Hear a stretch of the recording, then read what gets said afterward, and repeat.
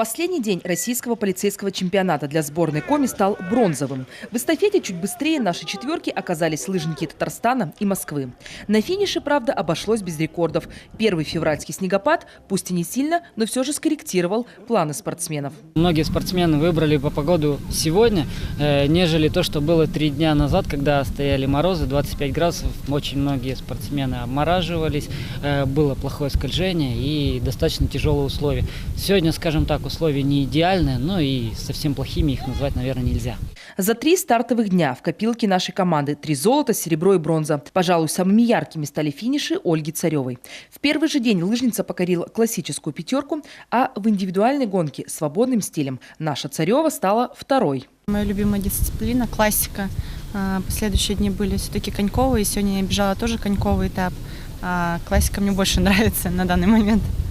Лыжный комплекс имени Раисы Сметаниной уже не в первый раз принимает чемпионат России среди команд МВД. В этот раз старты украсили олимпийцы Максим Великжанин и Евгений Дементьев. Сегодня одних только участников было 446.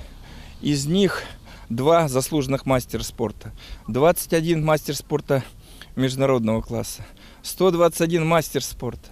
Это уже показывает о качестве этих соревнований, о именно подготовке этих людей. В кулуарах чемпионата лыжники в погонах обсуждали международную олимпийскую нестабильность. Того же Максима Великжанина весть о том, что он оправдан спортивным арбитражным судом, застала в раздевалках нашего лыжного комплекса. То, что происходит в международном спорте, оно только мобилизует еще больше наших спортсменов. Понимаем, что нам есть в чем совершенствоваться на своем уровне и проводить на более высоком уровне внутри Российской Федерации соревнования. И поэтому сильные духом спортсмены, я думаю, что все равно не сломятся.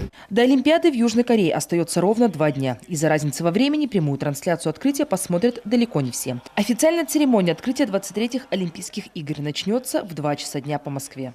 Виктория Палкина, телеканал Юрган, Сыктывдинский район.